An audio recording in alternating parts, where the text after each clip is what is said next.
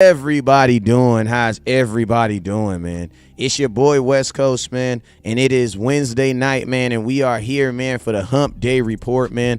And shoot, man, I got the three amigos of Cowboy content out here, man, ready to rock with y'all to have ourselves a great evening, man. We got a gang of pages live right now, man, so no matter where you're going to be watching at tonight, you will be entertaining. You're going to be in for some dope content, man. So we want to let everybody know we appreciate you right out the gate, man, and let's get into it, man. But yo, man, it's your boy West Coast. How's everybody doing? I got my boy Boss Cowboy on the line, and I also got my cousin from HTM Sports, my boy Henny Moore, man. What's up, fellas? What's up, man? Cool, and my guy, what's good with you? Shoot, go ahead. Quick, can y'all let me know how I sound? Sound great. Sound good. And you're live, and we're live on YouTubers. Oh, okay. And we're live on your, and we're live. We should be live on all platforms, so everything is up. I see it. Yes, sir. Everything is up and running, man. So yeah, man. I ain't even gonna lie, man. I be acting all nervous when they first start, man. Like I got always. Like I be having a little bubble, a little butter. I know, bro. I don't know why I don't care, man. How many times you do when you hit that stream button, it be like, damn, what's finna happen? For real, like, is it all gonna crash, Lord? Is today the day? Man, I wish I had my button. Is today the day where you technically do have your buttons because everything is gonna feed in through your sound. So really, yeah. So try right now. We'll know right now. All right, hold on. Let me know if you hear this. You hear that? No, I did not. What about now? No, I did not. I lied. Don't worry about it. It's all good. It's all good. We'll need myself. I mean, let me know if you hear this. Yep. You got it? No doubt. Okay. I hear the boats and the hoes. The boats and the hoes. All right, well, yo, man, what's up, everybody? It's your boy West Coast, man. This is your Wednesday night edition of the Hump Day Report, man. I got a special guest. My boy, actually, technically, my cousin would actually be the special guest for this one, man. So appreciate you for sliding through, man. But hey, man, let's just go ahead and we got to give some shout outs and stuff like that. You guys already know whenever West Coast goes live, there's three things you guys must do on either platform that you're watching on, no matter where you're watching on. If you're watching on YouTube, if you're watching on Facebook, if you're watching on TikTok, if you're watching on Planet Mars, no matter where you are watching at, the game does not change.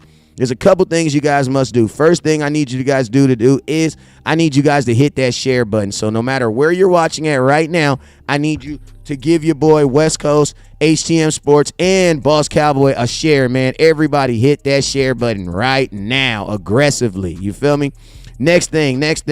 Everybody on this page is monetized, man. So we got the super chats on. So we're going to thank you in advance. We're going to go ahead and thank you right now in advance. But we're going to let y'all know, make sure y'all hit that share button and then make sure y'all hit that star button. Now, I do a little special thing on my page. Boss does it too. And HTM does it. We're going to shout out. Now, listen to me. If you said hello in the comment box on either page, we can say hello to you back. But if you ain't say hello to us, then we can't say it back to you. That's kind of how it works. You know what I'm saying? So I need everybody right now that wants a shout out from HTM Sports, from Boss Cowboy, or from HTM Sports, Boss Cowboy, or West Coast, me. Shoot, I almost forgot myself. I need you to say what's up in the comment box right now, and then we going to reciprocate that and say what's up to you back. I'm going to start off by shouting out a couple special people over here on Facebook. What's up to my boy Raymond Heffler? What's up, Raymond? What's up, Wanda? Aiden, what's up with you, Ada? And then my boy Dakota Springs, what's up with you, my boy? We got like 60 people over on Facebook, so appreciate y'all. And then Boss Cowboy, I see you got some people you probably want to shout out on your page too. Yeah, man, we got the diehards, the crazies, the loyals, man, because I swear I just did about 2.5 hours and they right back, boy. Ooh, y'all content junkies. So we got Blackwell, he first, Aaron, Daisy, she always in early. She get the notification push it, Jeffrey. And then Cowboys Fan 95 said, welcome back, boss. Good show last time. Appreciate it, big dog. And Purple Soul say, and we're back. Yep, Queen. She always day one. We back. Yep, Queen all day. Looking crazy. What's up? Jeff Jazzy. What's up, man? Yes, sir. And then I got Foot State over here on mine, and I got Edward Saint. And then, hey, we got some special people in the house. My boy Jeffrey. If you're on YouTube and you got that big wrench by your name, you know what that is? That means we have trusted you to tighten them up. You feel me? So I'm going to tell everybody in the YouTube nation, I don't know how they do it on Boss, but this is what I tell them at the beginning of my show. Listen to me, man. Hey, be careful in them. Be careful in them YouTube street. Cause see them dudes with them wrenches, they got that thing on you, and if you get out of line, they will tighten your ass up. All right, so everybody be on their best behavior. But hey, let's have some fun though. You feel me? We really talking to these folks right here. Well, what I'm saying is, deep down, you're a fraud. You're a real Cowboy fan. We talking to all the fake Cowboy fans that love watching Cowboy content. Yes, it's weird to me. You know what I'm saying? Shout out to all the vegans that's supporting the beef down the street. You feel me? Oh. That's all I'm saying, man. Like, that's all I'm saying, bro. That's all I'm saying. Like, you know. Hey, man, we entertaining, bro. I understand why they watch us. Yeah, but I mean, it's a lot of stuff that's entertaining, but I just choose not to watch it. I just can't do it. You know what I'm saying? Man, but you know, Dallas Cowboys, we the best reality television going, bro. And then we the ones that can bring it. Hey, it just be like that sometimes. And I'm gonna tell you this right now. I also know that Cowboy content. If you're listen to me. If you're just a flat out football dude, if you're a full out football dude, you like Cowboy content. Why? Because man, it's educational. You know what I'm saying? It's educational. And see, don't get me started, boy. But I was just saying last show, bro. We the best. Like our community ain't nobody even close. Nah, and I'm gonna tell you the one thing I love about Cowboy Nation in our community is, bro, you got options, bro. Like you got options like that. I think that's like the best thing about you know what I'm saying, about the Cowboy Nation is like you have options, bro. Like you literally go to like a high-end restaurant and then it's like imagine going to like Jimmy Choo's, but instead of having it's Jimmy Choo's, but like it's like a buffet. Like, you know what I mean? Like it's not by entree. It's like you can like pick and choose. If you like this from Boss, you can take that from Boss. If you like this from West Coast, you can take this from West Coast. You like this from HTM, you can take that from him. If you like this from Law, you can take this from Law. You like James, you can take this from James. You know what I'm saying? Like you can just take a bunch of it and just piece it together, but at the end of the day, you still getting some fire. You know what I'm saying? Let me throw J Tuck in there and throw Skywalker still in there too. Foots the King and Vach. Everybody that come to my head, keep it real. We love them all. Keep it one. Huh? Oh yeah, landlord. Can't forget about the landlord, man, because he was for sure about to text me if I didn't say landlord. OG boy, I'm a dog. Yeah, he is, man. I enjoy doing content with my boy too. But yo, man, let's go ahead and get into this. Let's go ahead and get into what we came to talk about, man. You know, we gonna listen. This is an uncut show, so it's not necessarily it's uncut. What I mean by uncut is this. This is, you know, when stuff is uncut, that means we gonna keep it keep it close to the hip, but at the same time, man, don't be correcting us on those stats and all this other stuff, man. That's what the comment box is at. You know what I'm saying? This is my third live for the day. Boss Cowboy on his third live for the day, and I know Henny done wrote him about 9 articles for the day. So I need everybody to let their hair down and let's just get loose and let's have a good time talking about some Cowboy content. You know what I'm saying? But first off and foremost, you guys already know I pride myself on being the Kanye West of Cowboy content. You know what I'm saying? And with being that, Kanye West always go on podcast and he always say some crazy stuff. So I'm gonna start it off by saying this right now. It's 12/14/2022. If you don't like your quarterback and you're a Dallas Cowboy fan, you're weird. Yeah, it's too late. Period, man. Period, bruh. You're weird. And I'm gonna tell you guys why you're weird. Matter of fact, I think I just want to show you. I really want to show you. Let me move Boss, because Boss is the only. Hold on, let me move. Hold on, Boss. Let me move you one down. Okay, now I can show you. All right. This is I want to talk about this last drive, this 2-minute the 2-minute drive, right? Before we get into it though, I want to give a love to this defense because we wouldn't have even have gotten there if the defense wouldn't have like punched folks in the face. Like what they did on the fourth down was just ridiculous, man. So, you know, I want to start by there. I want to start there first off. Before we get into Dak, I want to talk about this defense and what they did on fourth down, on 2 consecutive fourth downs. First off, man, this first fourth down, you're going to see, this is a replay. I mean, actually, let me run it back one time. I mean, this is the fourth down that actually got us in position to even get the ball, man. And as you can see, man, Cowboys are all zeroed out. One thing I love about this play right here, can you guys see the play? Yeah. Yep. Okay, for sure.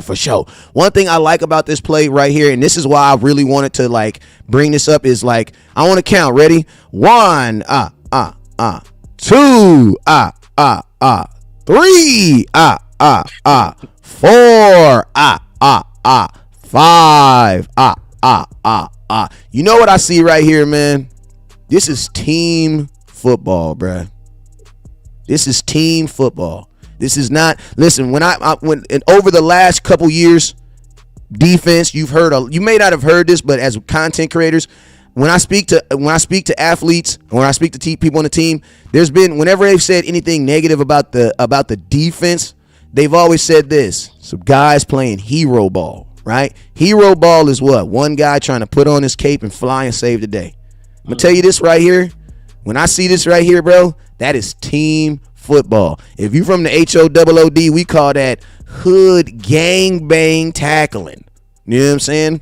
Because guess what? We understand that slippies count, right? Slippies count. Somebody may not get the tackle, somebody may slip out, but guess what? You have multiple guys there to make that tackle, man. I'm gonna run this play back one more time, but I just want to know, what are y'all thoughts? What was y'all thoughts on this fourth down, man? Man, once I saw the penetration, I knew it was a wrap.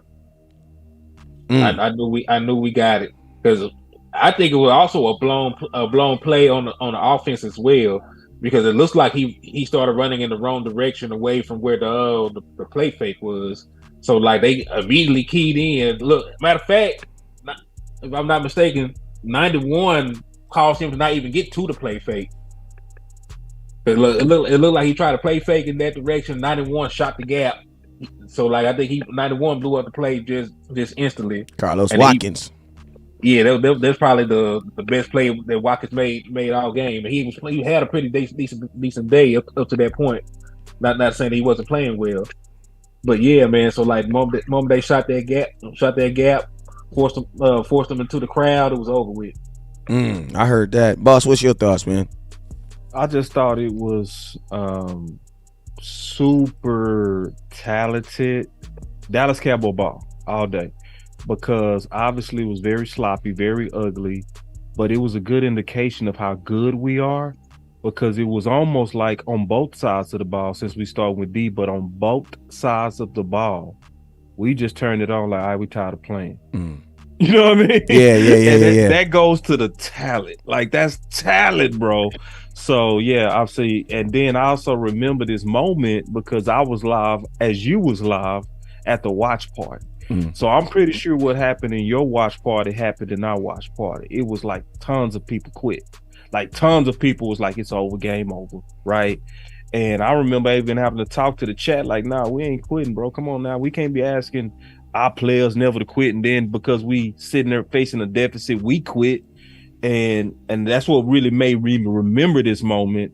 And it was a moment where I just saw like the Cowboys show up with super Cowboy football, and honestly, the type of closing that I haven't seen in years. Facts. I mean that's great. And I love your explanation on that. But I mean, just to even add on that, man, like I feel like this defense understands who they are. And I think it's like in life, like this defense understands that's like they have to be the one doing all the nitty and gritty. They have to be the one out here making those plays. And it's like, not only do I think they know it, but I think they've kind of accepted that role. You know what I'm saying? And it's like they're getting rewarded for the fruits of their labor, man. Like I'm just, I said this earlier in my show about Dan Quinn, man. And it's like, even though Dan Quinn is a great defensive coordinator, he's a great defensive coordinator, and I think that's been proven. I think one of the greatest things that's going to really come down to Dan Quinn is his ability to just find talent. You know what I'm saying? Because, I think there's been a lot of guys who have just been able to coach. You know what I'm saying? I think it's been proven that there's a lot of guys who can just flat out coach.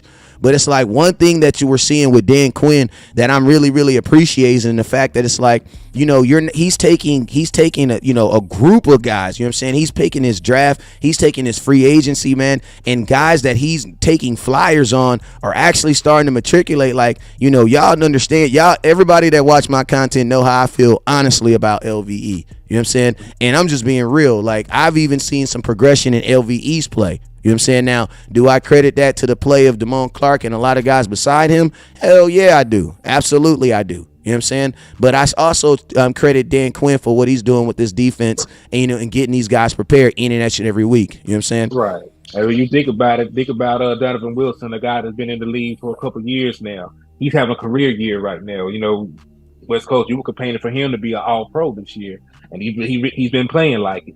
And then, You look at the development of guys like Micah Parsons. Like Micah Parsons didn't come into the league expected to be a pass rusher. Dan Quinn is the one that made him rush the passer. Because say we drafted Micah Parsons to be a middle linebacker. Thank God that I'm not saying thank God that DeMarcus Lawrence got hurt, but thank God that Dan Quinn had the wherewithal to slide him into the edge position once that happened, and we actually got to see that talent. So like you said, he's done a great job with the defense schematically. He's done a great job with the players, and it's been showing dividends. You just tell by how productive we've been. We're top 2 in sacks. We're a top turnover producing team. We're one of the better scoring defense in football. So like every facet of the defense has improved.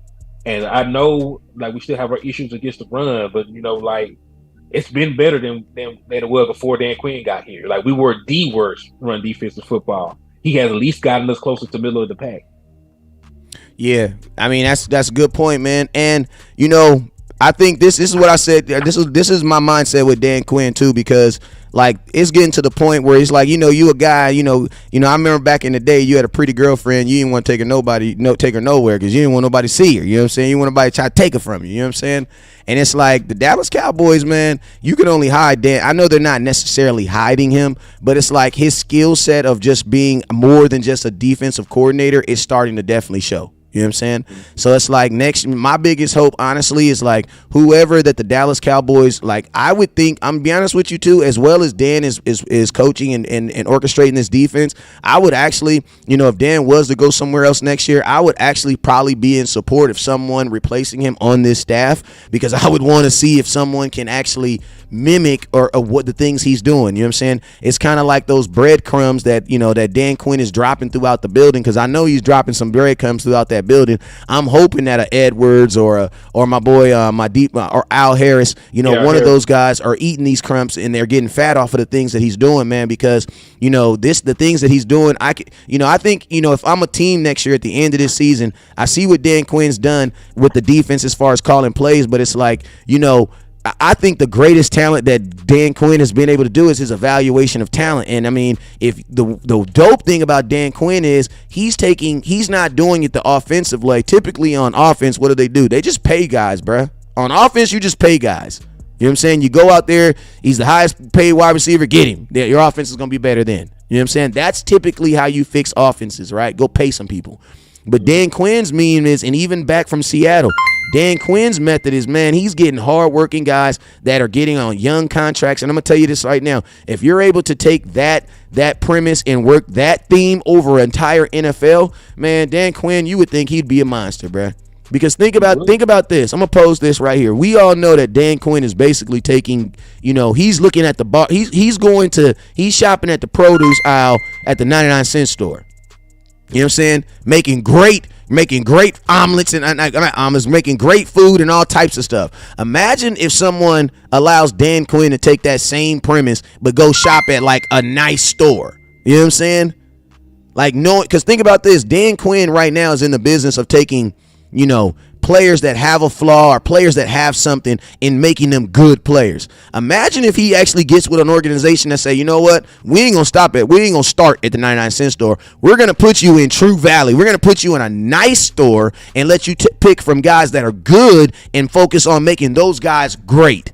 You know what I'm saying? That's what I see. That's what I see. And to be honest with you, like, not to open up a can of bags or anything like that, but I didn't even have no thought of even thinking about talking about this tonight. But if there's any reason why I would switch out my head coach, if it ever came to a situation where I had to pick between Mike McCarthy and Dan Quinn, I think that would be the one thing that I would probably end up leaning toward Dan Quinn on.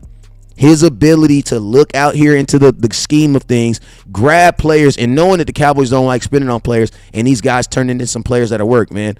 Boss, what are your thoughts on Dan Quinn, man? And shoot, man, I think we had this conversation the last week about, who, not necessarily a replacement, but what are the thoughts for next year as far as Dan Quinn and stuff? Because success is definitely going to bring some opportunities. I think Joe Witt would be a better replacement. Because Joe Witt actually coached for Dan Quinn in the preseason when Dan Quinn had to have a leave of absence. Also, Joe Witt was somebody that worked with Dan Quinn before and a lot. and Dan Quinn personally tried to recruit Joe Witt 2 years in a row, which says a lot about him. Also, that backhand is so ice water, and Joe Witt is actually working with the least expense, the least amount of budget, if that makes sense, right? Mm-hmm. He the one that's really working with the hand-me-downs, not on terms of those guys being cold, but are good players, more so about those guys being inexpensive players, the Malik Hookers, the Curse, like all of those guys are, even Donovan Wilson, like all of those guys are like very low cost. So to be all the way honest, I would let Dan Quinn go. I would keep Mike McCarthy because see, I honestly don't trust any other coach to navigate the political waters like Mike McCarthy, except maybe a Sean Payton. And then we ain't going with Sean Payton because we ain't giving them no draft picks. We know we ain't doing that. And I also do have one knock on Dan Quinn. Dan Quinn also occasionally is getting too cute. Dan Quinn is also, for I don't know reasons, have stopped moving Micah Parsons around. I think that's a tremendous mistake because I always talked about Dan Quinn and Micah Parsons being a queen on a chessboard where you could attack from multiple positions just like a queen on a chessboard. And when you make him one-dimensional and you make him a bishop or you make him a rook, you're not getting the best out of Parsons because to me, you cause crazy confusion when you're moving him around. You can still blitz with him to try to get your sacks out of him, but just to leave him on kind of one position to me is Dan Quinn. It's like I don't sometimes know why he goes against things that was just ice water cold. Yeah, I'm gonna be honest with you. I'm gonna throw him a little wrath, right? Because his snaps are down. A lot. So it's bigger than just that. Like he played, I think he played under 50 snaps. Yeah, I'm like, we can't even say like I can't even accept the excuse from the Cowboys that we're only trying to rush Micah, we're only trying to use him for pass rush, because that ain't even true no more. Like there's something going on. Yeah, and I made load management. Yeah, there's exactly. And I'm gonna tell you, like, I made a video, right? And I said this. I said, you know what? It's like this type of stuff, it don't scare me, but it definitely makes me say, because like, bro, where is the dude who leaked the picture of Jerry Jones from 1942? Like, where's that guy at when you need him? You know what I'm saying? Like, we got the professional, we got the Dallas leakers out there. You got Micah Parsons. Like, I'm going to be honest with you. Like, we all watched that Cowboy game this week, right? And I'm going to tell you, if you, at some point of your watching that game, you didn't say, damn, I sure am seeing Micah Parsons on the sideline a lot. If that didn't cross your mind, like, there was just so many times, and it's like, I know that, like, when they film these games, they have certain players on defense that they look at, you know what I'm saying? Because they want to show those players because those are the premier players on TV. And it's like, you could tell that they had a mock-up on the game where we're gonna highlight Micah Parsons because they kept on showing Micah Parsons, but the only problem was he was on the freaking sideline. You know what I'm saying? Like, he was on the sidelines a bunch, man. Like, Micah's snaps are at least down 15 to 20% from what they normally are. You know what I'm saying? And my thing is this. This is what I've always said about the Cowboys. Like, it's amazing the people that they will rest and the people that won't rest. But think about this. Everybody that's on an extension has gotten some rest at some point this season. Everybody, whether it be injury or what, everybody that's on an extension is not going to play no full. Zeke is not. Dak is not. God dang me. Who else did they sit this year? I wrote them all down. It was they sat Zeke for 2 weeks. They sat J-Ron Curse, got sat for a little bit due to injury. You know what I'm saying? So it's like the Cowboys have definitely, opened themselves up to sitting guys. So my thing is this, man. Instead of doing load management with Micah Parsons, bro, listen to me. If he is not 100%, get a dude a game, bro. Give him a game, because at this point, you're not even getting Micah Parsons. You have Micah Parsons, and what you're living off of right now, you're living off the fear of teams having to scheme on him and not the actual impact of Micah Parsons. Like last year when nobody knew who he was, that was impact. They was just like, who the hell is number 11? But now everybody knows who he is, and now teams are just, now the Cowboys are more or less just using the sheer fear of Micah Parsons being out there. But guess what? That fear, nobody care about that at fourth down. He needs to be on the field, man. He needs to be on the field. Go ahead. You raised a hell of a point when I think about it. Because, see, when I start looking at all the clues, one of the things that stood out to me more than anything is when he didn't clearly run down. I forgot which one of those quarterbacks it was, but he was on the angle. And we've seen Micah do stuff in terms of his pursuit that was like, oh my God, that dude a freak. He used to be a running back. He's a running back in high school. So. Yeah, I'm talking about his pursuit. Like, do y'all remember that play? Hell, I know you. Yeah. And yeah, matter of fact, the one in the Detroit game. The first thing I said is something wrong. Like something wrong. He might be nursing something. Yeah, it doesn't make sense. It doesn't make sense for him to. He used to be a guy to play in there every snap. It does like we playing 70 snaps. He's on the field 45. So like that is concern. They nurse it. I'm certain, bro. And it's like it's something to where he can't get that get up. Maybe a groin. It's something like that. It's like a groin. I don't think that. I don't think they'll say it because I don't think he's nicked enough to be on the report. But I definitely don't think he's 100% healthy. Nah, some for sure. Yeah. I mean, and then also one thing I know about December is like them games start coming, man. These games about to just start hitting back to back to back to back. Like one thing I love about December is you get that Christmas gift. It feels like you always watching Cowboy football. You know what I'm saying? So it's like, if you're going, the number one thing is not even just having him prepared for the Philadelphia game, is having him 100% healthy and having all this understood and found out before the actual playoff starts. You know what I'm saying? Because like that's when you get in the tournament, that's when you're going to need that. You know what I'm saying? So it's like right now, because, I mean, when you play Jalen Hurts, it's really not going to be the sacks that you're going to be really looking for. It's really going to be looking about how they use Jalen Hurts and Miles to attack the track with the RPO. Because, I mean, that's what happened last time. You know what I'm saying? Jalen Hurts ain't really getting sacked a lot because he ain't really throwing the ball a lot. You know what I'm saying? It's kind of hard. And he's running. He's running a lot. You know what I'm saying? So, I mean, that's another aspect that you got to look at, too. But, I mean, the number one thing that I'm hoping is that these next couple weeks, we will continue to monitor everything with Micah. You know what I'm saying? I mean, I love the fact that he got that dog in him, and he's still out there going strong. But it's like one thing I like about Micah Parsons is his face is visual. His face tells the truth. And if you go look at that all 20, actually don't go look at the all 22 because you ain't gonna see it on all 22. You got to watch the actual game. Look at them, man. Micah Parsons did not look excited about being on the sidelines. You know what I'm saying? Hell no. It did not look like something that he was okay with. So it's like, I think, I'm definitely with that. I think he's dinged up and they're trying to, deal with it on the inside of the organization, which you should always do. You know what I'm saying? Which you should always do. I just wish the Cowboys would do this, what they're doing with Micah, in all things. You know what I'm saying? Because it shows you that they're capable of doing it because there's definitely something there. There's something there. But the Cowboys are using, they're using a different strategy from what they typically do. You know what I'm saying? Because when they typically do, Jerry Jones is one of the few owners that does an injury report. You know what I'm saying? Which is crazy. It's absolutely crazy.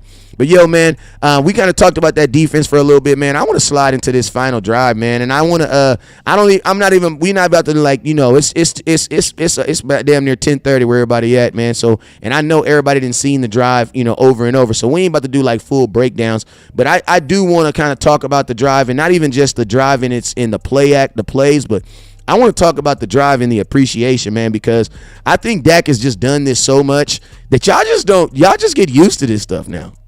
Mm-hmm. Yeah, people forget. But I want to, before I let y'all go at this, I want y'all to know that this is not normal, bro. This is not normal. There was 9. Hold up, real quick. I wrote it down. Let me get it. Let me get this to you. I'm gonna show y'all the series of events on this play right here, on this series. My boy Dak. Okay, listen to me. First play, Dak Prescott passed to Schultz. Second play, Dak Prescott runs. Third play, Dak Prescott passed to Schultz. Fourth play, Dak Prescott passed to Zeke.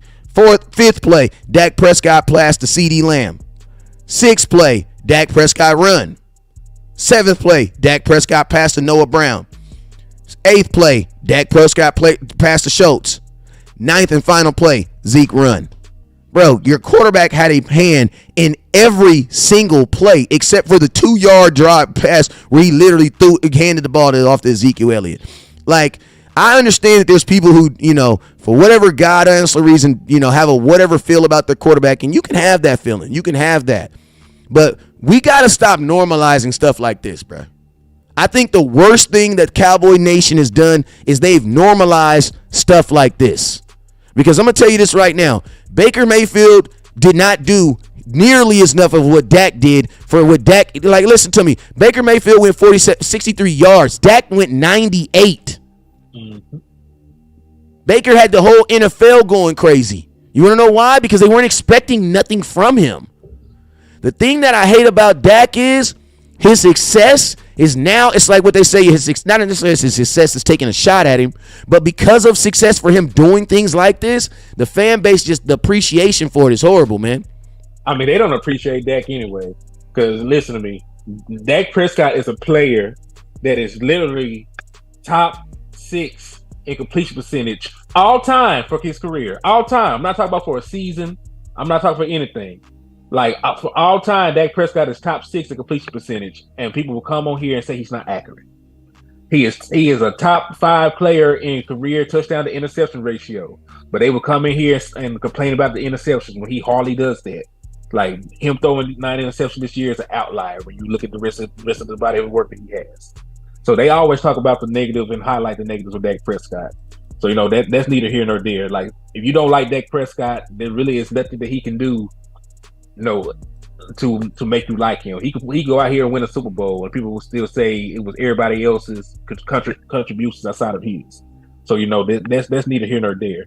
But that was Dak Prescott's 18th career game-winning drive.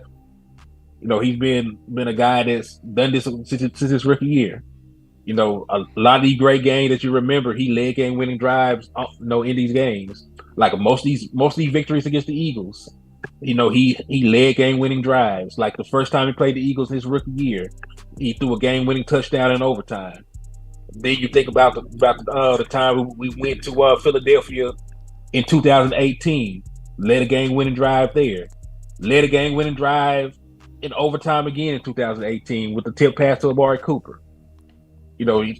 All these clutch performances for Dak Prescott, and they sit here and act like he never did anything to garner any of this praise. Like they really shit on Dak Prescott every chance they get. But it's impressive, man. I've seen Dak Prescott do this since he came to the league, so I expected this from him. But hats off to Dak, man. Yeah, and I'm gonna tell you something that made Dak's a little harder, man. Is think about this, man. Dak is literally trying to do his thing. You're a growing quarterback, right? Young quarterbacks, they usually what they do is they pair him with older offensive coordinators, guys that are more experienced than him. You know what I'm saying? Dak got a guy at the time was more that probably knew less about the position than he did. You know what I'm saying? And then imagine growing with that same person throughout your career.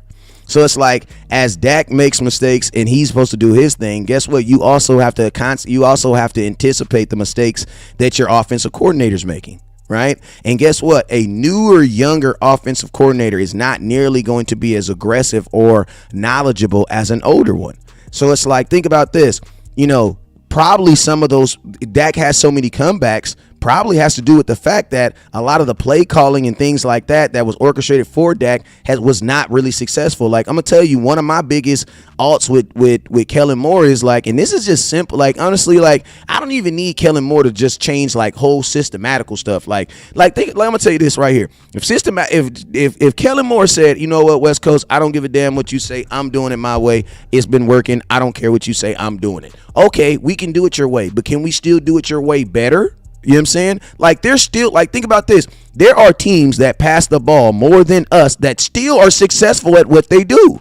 So it's like, even if you want to do it your way, there's still a better way of doing it. And I'm going to tell you one thing that you have to do in the pass game, if you're going to pass the ball as much as Kellen Moore wants to do, is, bro, you got to throw to the sticks. What I mean by throwing to the sticks is, he runs so many concepts and so many routes that you can literally tell are not based on down and distance. And I'm going to be honest with you, that ain't even good in Madden.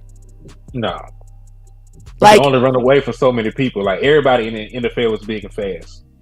And it's like one of the things I think that people, don't really see in in Kellen Moore's system is his system is really dependent on you breaking tackles, bro. Like his system is really, because if you think about it, like he rarely runs routes that are like, even when you're in the red zone. That's why we don't have as many red zone thrown touchdowns, like touchdowns that the receiver actually physically caught in the red zone. Even when we're in the end zone, even when we're in the red zone, he typically runs some type of concept that's going to have the receiver catching the ball before they get to the red zone and the end zone and having to run in. Where it's like most offensive coordinators, most smart offensive coordinators, even if you have 3 wide receivers, somebody is going to end up in the end zone at some point. Like, because you gotta, like, no matter how good corners are, no matter how good schemes are, something negative happens on every play in the NFL. On offense and defense. So it's like one of my biggest issues with Kellen Moore is, bro, you gotta, like, even if you wanna pass the ball, bro, even if we're gonna pass the ball, there has to be a better way. There has to be a better way of doing it.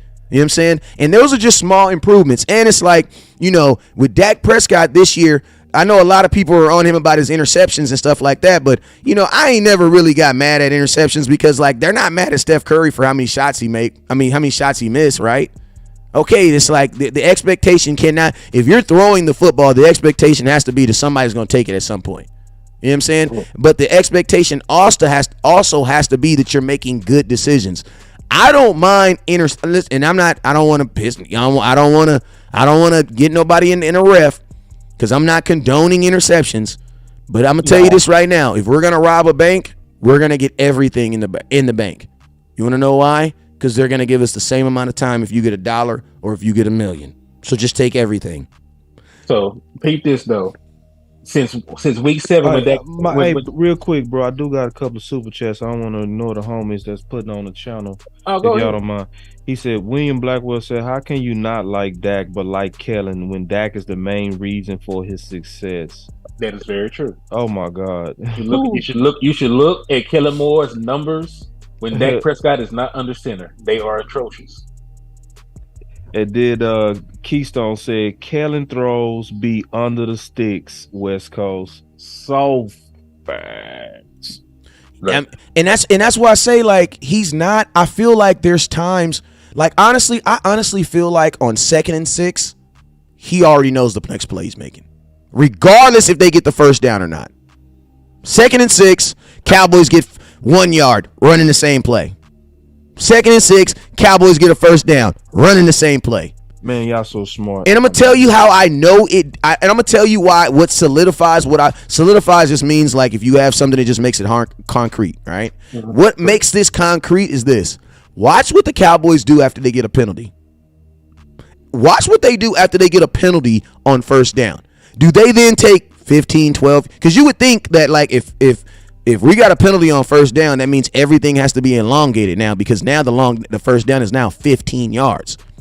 On 1st and 15, they're still running plays as if they need, 5 yards on first down. Bro, that's not true anymore. You get a penalty on first down, you now need to run plays that get you 7, 8 yards. Mm-hmm. Man, what are your thoughts on that, man?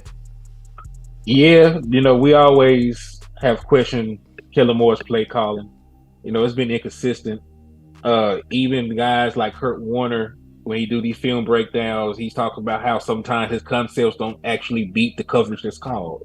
He'll call things to beat man against a zone coverage and nobody gets open. He'll call zone beating coverages against. Hey, can you rewind that real quick? If you rewind that one, he said this. Yeah, did you watch some of these breakdowns? Yeah. Kellen Moore said that. No, this is what Kurt Warner said. Right. Oh, I'm about to say, bro, if Kellen Moore said that, I'm flying to Dallas tonight, and we finding where he stay, and we about to fire him. Because you just admitted you ain't doing your job. Yeah, because, Kurt Warner. But I say he better not have said that on national TV. Yeah, Kurt Warner do a lot of film breakdowns, and he usually is not a fan. My bad. I thought you said Kellen Moore said that. I was no, Kurt Warner is usually not a fan of Kellen Moore's concepts. Because, it is true. Because, like, A lot of times he'll run concepts that will beat man, but they're against zone. He'll run concepts to beat zone, is against man. Like he gets caught like that sometimes. So that's questionable play calling. And he has his issues. He gets pass happy sometimes. Some of the plays he called a lot of plays that start behind the line of scrimmage. I don't understand the reasons for calling a double reverse after you get a first down. Like your regular offense is working. So we all have our issues with how he calls plays.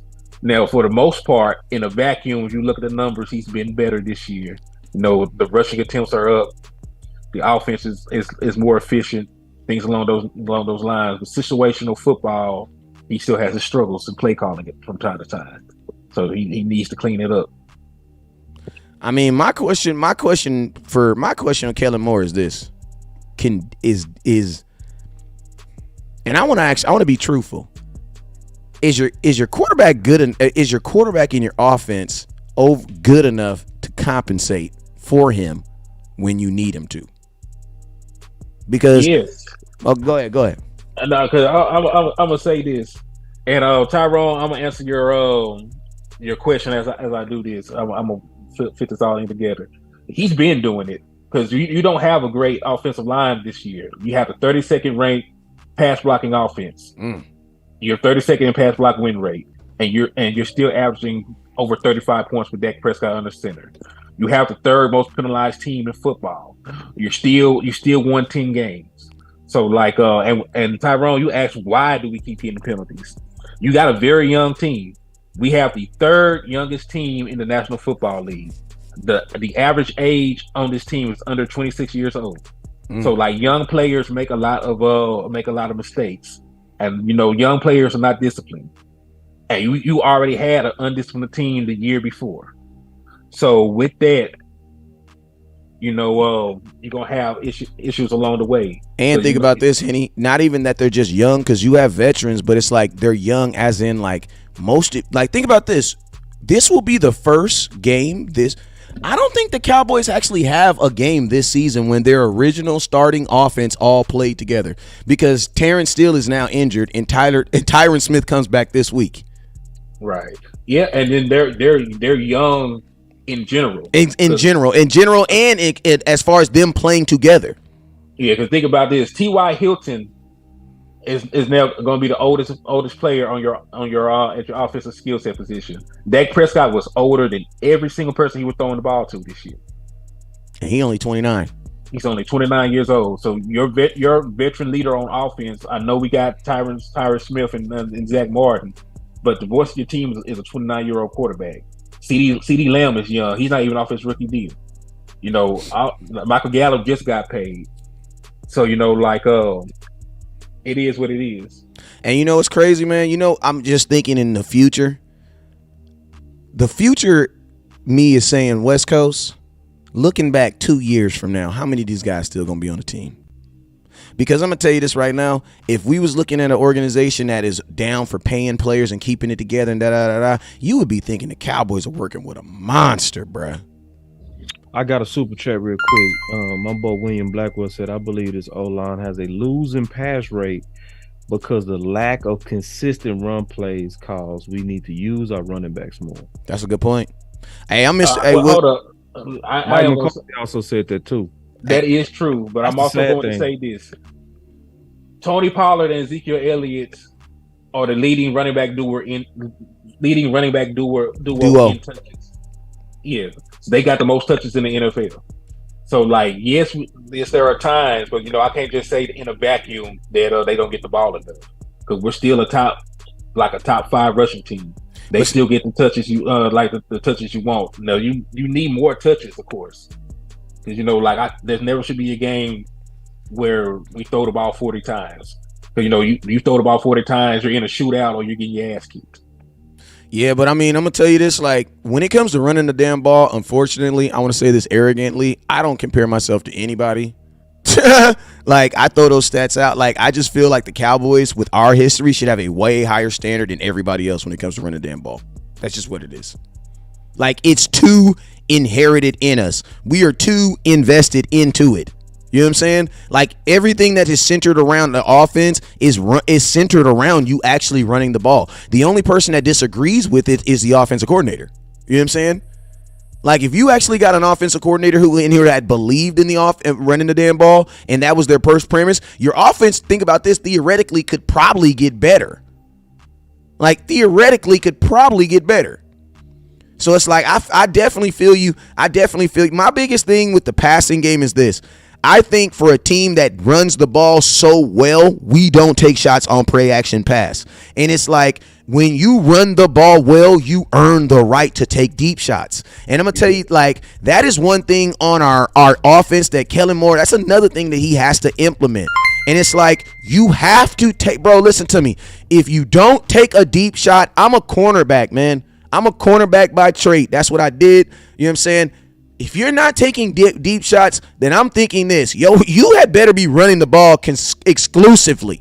And it's like the Cowboys don't even exclusively run the damn ball, nor do they take the deep shots that you get from running the ball. So it's almost like he's basically like you know when you go to a sushi restaurant, even if you don't eat it, they make you pay for it. Like, you know what I mean? Like, it's like he's just like buying stuff and just not using. You're earning the right to throw the ball deep, to take the shots, and you're not taking those shots. And that's why, like, I was kind of up and down on the T.Y. Hilton bring in. Like, I love to bring in because it's the one thing I love about T.Y. Hilton is we don't need him. You know what I'm saying? Like, there's nothing. I'm losing nothing by signing him. You know what I'm saying? So it can only help me. He cannot help. T.Y. Hilton at $700,000 cannot hurt me in any way. Unless there's some scandal out there that I don't know about that involves a bunch of players on my team. Other than that, even if he get in trouble legally, I can just cut him. You know what I'm saying? It doesn't hurt me at all. You know what I'm saying? So it's like, you know, but the onside was, I still think, and I was talking to myself the other day, I was like, damn, I love T.Y. Hilton, but he's basically like the same guy we have. Like, you know, he's a slot receiver. We need a guy that can literally take that tail helmet off, like a guy who's really good at kicking returns, punt returns, and bringing and kickoff returns. And I'm thinking, wait, hold on. We got it at home. Bro, we got that dude on our team right now. We got that guy on our team. You know what I'm saying? So it's like, I will, no matter what everybody said, Kellen Moore, you can show me you improved a lot just by getting Turpin involved in the game. Yeah. Because, bro, 2 snaps a game, 2. It ain't gonna happen. I will also say getting T.Y. involved. I'm gonna be honest with you. You got to get Turpin involved before you get T.Y. Because think about this, Turpin is a different aspect to your game. Sad. Like, my question is this, why if you're okay with letting CeeDee Lamb get in the backfield behind 4 300-pound defensive tackles that's trying to kill him, and he only a 206, what's the difference between putting Turpin back there, bruh? I'm going to tell you this right now. If Turpin was in Kansas City, if he was in Miami, bro, he would be lighting the league on fire right now.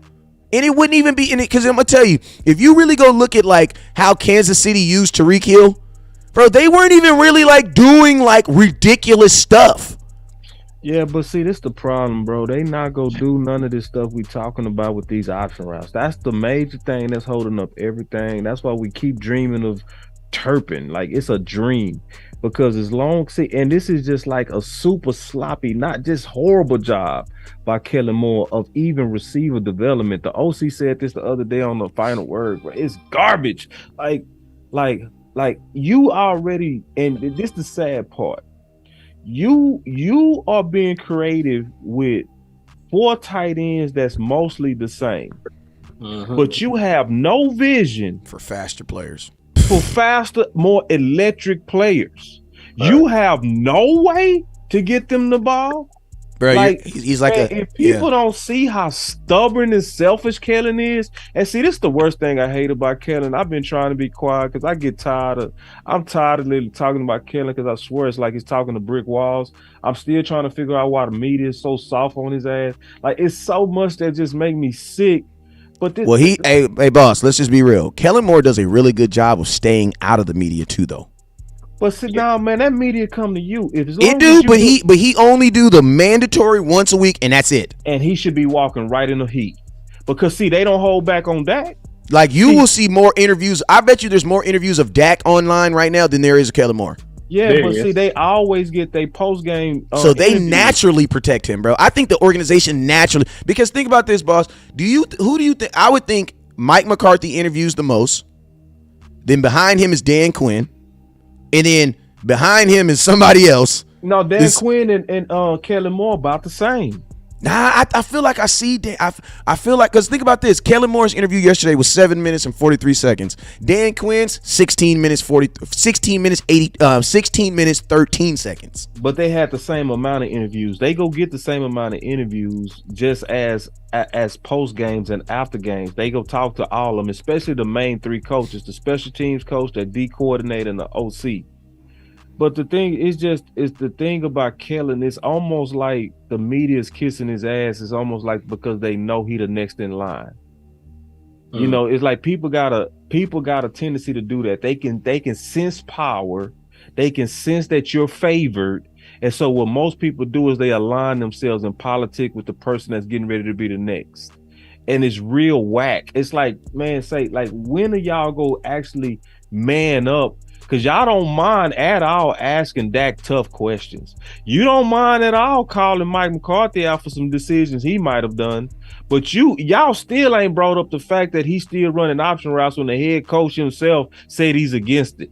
That should be a weekly question. Boss, success though. The thing about Kellen Moore is some of the dumbest stuff that he does. It ends up being success, but it's like the overall. It's like people be in jail complaining about the food, talking about as soon as they get out, they gonna call their congressman. They get let out first thing, they forget everything, bruh.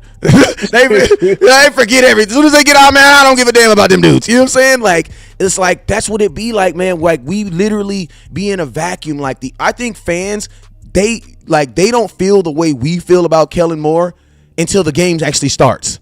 And then when the game is over, bro, like that vacuum, it just goes, cause boss, I feel the same thing, bro. Like, listen to me. I did this experiment. I want everybody to look into the camera right now. Look into the camera right now. Right hand to God.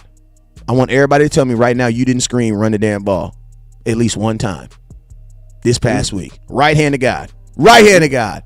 I want to talk about running the ball. I just want to know. Right hand to God. Right hand to God.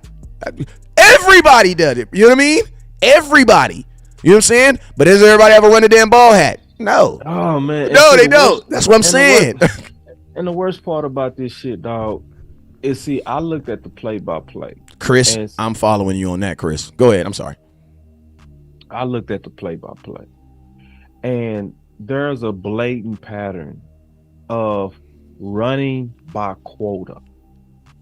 So a lot of us are being fooled because we look at the aftermath and we say, oh, it looked like he was balanced. But see, we don't look at him series by series. If you look at him series by series, and I've done this, if you look at him series by series, you will clearly see that in the series to where he's balanced or higher, where he's getting 50% or higher run to pass ratios, we scoring. We are scoring on them things. But then what happened is if he get pass happy, he try to make back up on that quote about getting run happy because he trying to end the game with a so-called balanced look for his bosses. He is completely selfish and people can't even see it. Cause I'm gonna show it. I'm gonna show it. And then I got a video coming. I'm gonna show it because see the best way to see it, if you got NFL Game Pass, all you got to do is put in there in the search feature Dak Prescott pass, and you will see how many times in a row he throws the ball. Facts. And then he'll go right back and he'll start running heavily to try to make up the deficit that he made over being pass happy. Dog, it's almost like he has a ticker, it's almost like he has a piece of paper on his paper and he has pass, then he has run, right? And then he goes, okay, I ran it, I passed it 2 times, 2. Okay. Oh, no. I passed it. Ran it. 2. Okay. I passed it. 2. And then I run it. 2. You know what I'm saying? Because there be times where it's like it be times where it be too balanced, bro. Any game where I see Zeke have 15 carries and Tony Pollard have 14, Bro, you're gonna tell me you Quota, can't be, bro. you can't be. That's what I'm saying. That's really listen to me. quota, That bro. is not an accident, and Bro, that is not an that's what I'm accident. saying, But bro. let me He ask you one thing, literally though. Hold on, plays by quota. Yeah, yes, that's what I'm saying. Like that is not an accident. When you see it that balance, you are doing that, bruh. And we falling for it. You And are that's doing that. And But then, hey. because that's what he want at the end. He want, ooh, this look managed. It look like they was balanced. But go look at it, man. I swear, anybody just go do that homework. Just go do that homework. You go throw up, bro. Go ahead. Hey, Eddie. but I was just gonna say that is probably true as hell. But let me ask you this: what if he did not have a quota to reach? Where would we be at right now? Quota makes him better.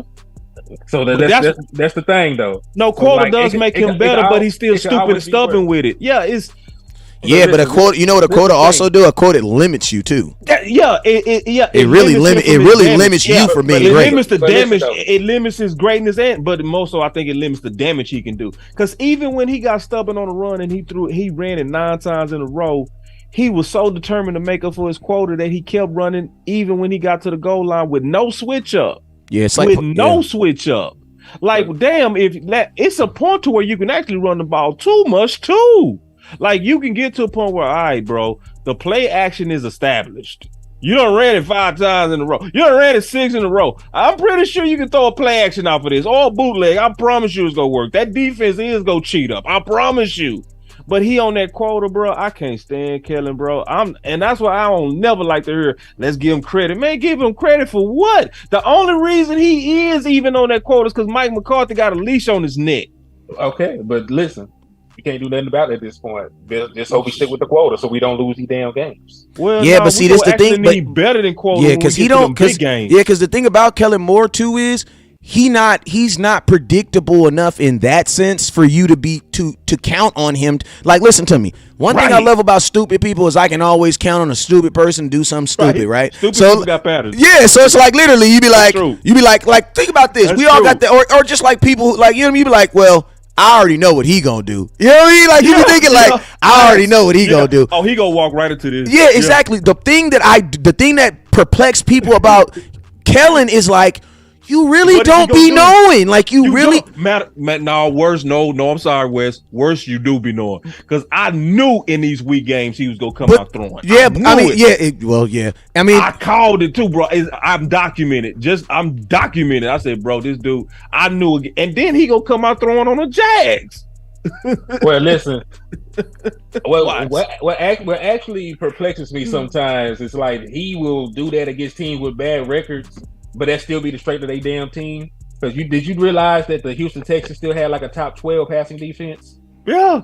And did you realize appreciate you, Tyrone, that the Packers, when we threw 40 plus times, had a top 10 passing defense? Yeah. every bad team does something well. Yeah, so like Right. if he play calls to their strength. Facts. and you know what? If he actually had reversed this, if he ran the ball like 45 times against the Texans and threw it like 35 against the Jaguars, just based off statistics, I would well, I could sort of see that. But he will straight up game playing against their strength. But that's why I don't believe there is a game plan. There is no game plan. Nah, it's a motive behind it. That's why what's that linebacker from New England that talked about him trying to be a head coach? I can't remember. Hightower? No, Teddy Bruschi. Teddy Bruschi. See, bro, I can put that. I can load that up. I think I got it. That's why, and that's exactly why I said before Teddy said it. I said, bro, he run these plays like he trying to get a head coaching job because it's about him. It's about him standing out. Yeah. That's why he do all these, like when the drive is working and all of a sudden you'll see a double reverse. Like he trying to get that accolade, and that's what I'm telling you. When it's in them big games, big moments, he not gonna do generally what's the smart thing to do. He gonna try to do the thing that's gonna cause him to get the glory. Because I honestly said this way before Teddy. I think he using the Cowboys because see, people listen. The Bible is right. Money is truly the root of all evil, and people got to realize he trying to get millions by being an undeserved too young head coach. Hey, you know what he's also trying to do, boss? You know what he's really trying to do? He's really trying to fix the reasons on why he didn't get a job last year. Man, saying, bro. Like, because you got to think like this. He went on interviews last year, right? And this is what I said. This is what I said too about Kellen Moore. I'm like, in this offseason, this next offseason, like, I'm not with Kellen Moore going on no interviews, bro. Like, if you got time to go on some interviews, and listen, a man gonna do what a man gonna do. But, bro, you need to be going to some clinics. You know what I'm saying? Because at the end of the day, you got to say it like this. Kellen Moore went on 3 interviews last year. Did not get them. So when you leave out of those interviews, you have a list, or you at least have a reasons on why they didn't hire you. Why? Because you can look at the guy they just hired and check off the things that he's doing and things you're not doing. And I definitely believe that, like, Kellen Moore feels that, like, I think he kind of feels hammered with the fact that Dak Prescott does his thing with Ezekiel Elliott, and I feel like he feels that he has to supplement his way into there somewhere. He has to have his fingerprint on the game, because if he does, and I'm gonna tell you the thing about him is he doesn't understand, like when you're young, you don't understand that, like, if I win a bunch of games and we have a good offense, they're gonna hire me anyway. Like the success, dude. You don't have to do all this, bro. He outsmart himself. Like, you get what I mean? Like, can I get this super chat real quick? Go ahead. Right, he said, my boy William Blackwell, he said, when are we gonna have a 39+ touch game to the running backs? Never. Instead of just a regular passing 40 times. Well, we don't. I don't think 40. Hold on real quick. It's a little bit more. He said regular passing 40 times. We don't even run when we have a lead. I mean, this is my thing. Like, when you're up on a team, you usually do the things that you're comfortable doing. So when he gets up, he's for sure throwing the ball because he's more comfortable doing that. I hate that, bro. Just being real. Like, just think about this. When you get up on somebody in Madden and you're up 20, 15 points in Madden, what do? You start doing all your showboat plays. You know what I'm saying? Well, all his showboat plays are throwing plays, bro. That's why listen to me, when we were up to the Green Bay Packers, up by 14 points, his mind was still thinking, bro, I'm about to use these plays, bro. I'm about to use these plays, bro. But see, Coach Moore said something one time real quick, which also to me points to slightly. Like, because remember Dan Quinn said, I'm not coming around the corner for Mike McCarthy's job. Mm-hmm. Coach Moore said, you notice Kelly, they say that. Yeah. I mean, I think culture, like, this is the thing I know about the Cowboys. And this is why Kellen Moore, listen to me. They pay you by your responsibility. The reason why Mike McCarthy makes more money than Kellen Moore, not because of the position, is because his position requires more responsibility. He's responsible for more things. He's responsible for the entire team. Kellen Moore is only responsible for the offense. That's why he makes more. That's the real reason why your boss makes more money than you. It's not because your boss is better than you. It's because your boss is responsible for more things. His area of responsibility is bigger. Kellen Moore, the Bible says, when you're a good steward over small things, God will bless you with more things, right? Correct. At this point of his career, he has not shown me that he can be trusted with more responsibility. And I'm going to tell you, unfortunately, this is not think about this. Like, how do I say this? The skill level that the Cowboys have on offense is almost hard to not be good. You know what I'm saying? Because you have a bunch of guys who are all like at least top 10 in their position. Dak is top 10 in his position. Zeke is top 10 in his position. Tony Pollard's top 10 in his position. CeeDee Lamb's top 10 in his position. Dalton Schultz top 10 in his position. Zach Martin's top. Bro, there's only 11 dudes on offense. You know what I'm saying? There's only 11 guys on offense. 6 of your dudes are at least top 10, top 15. 7. Terrence Steele was a top 10 right tackle this year. There, 7. Tyler Smith is probably out there somewhere too. So it's really one of those situations where it's like, bro, how could you mess this up? But then at the same situation, it also goes to show like this. With this much talent, if you can't enhance it, that also shows a lot about you too, man. But that also what we talk about when Dak Prescott's not on the field. Like, imagine if Michael Jordan played with a coach and Michael Jordan was worse. You would be looking at the coach like, what's wrong with you, bro? You know what I'm saying? The worst part is he don't even enhance it, bro. Like, Dak. That's what I'm saying. That's what I'm saying. Yeah, Dak is his cologne, bro. This dude smell like boo boo, bro. And Dak covers it up. That's all that's happening, bro. Because every time. Hey, that's what we was trying to say earlier today. I said that's what I was saying earlier. I said the biggest, the worst thing for Kellen Moore is Dak Prescott, because think about this, Dak hasn't been his offensive coordinator forever, but he has like 12 comebacks with Kellen Moore. That's like 12 different situations where he has brought you back, where you should have been complaining about his play calling. You should have been complaining about why did Kellen Moore do this? Why did Kellen Moore do that? You should be complaining about that, but in not, we win the game. Like, I'm gonna be honest with you, and let's just be real. Like, I know y'all be like, oh, we don't win the game. Yeah, listen to me, you guys. If Dak is your quarterback for the last 5 years, we've seen more wins than we've seen losses. That's real.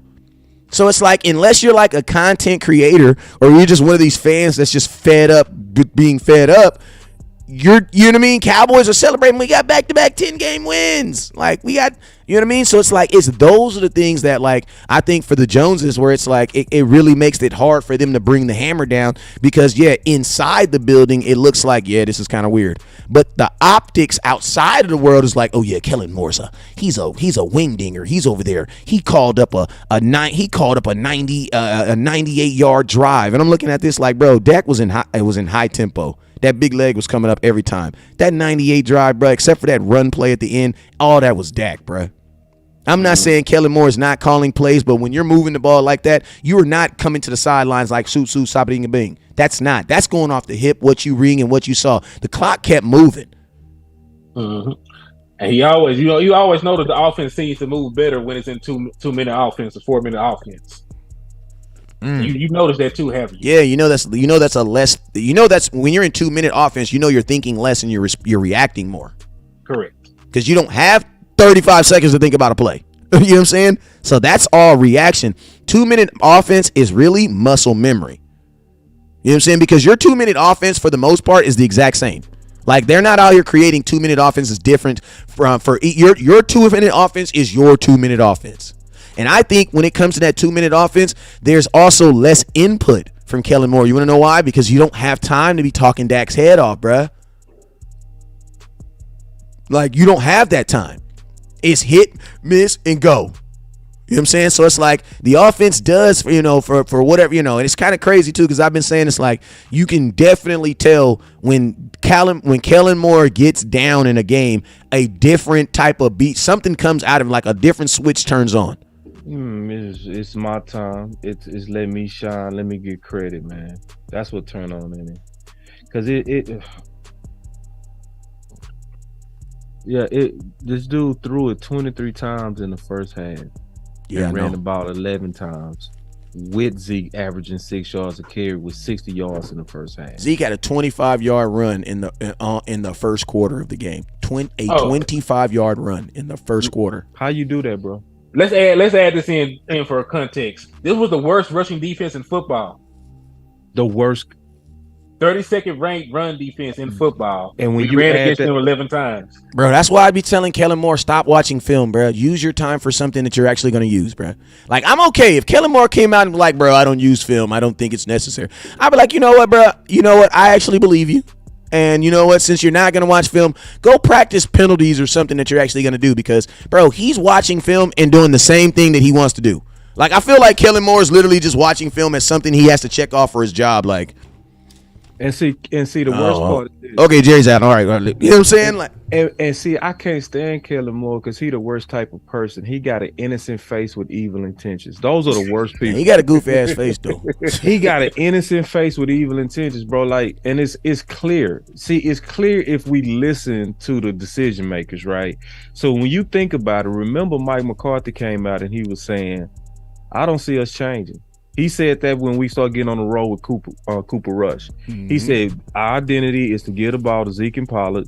I don't care how you give it to him. Throw it to a pitch to him, pass it to him. He said, that's our winning formula. We protect our defense. He explained all the logic behind it, right?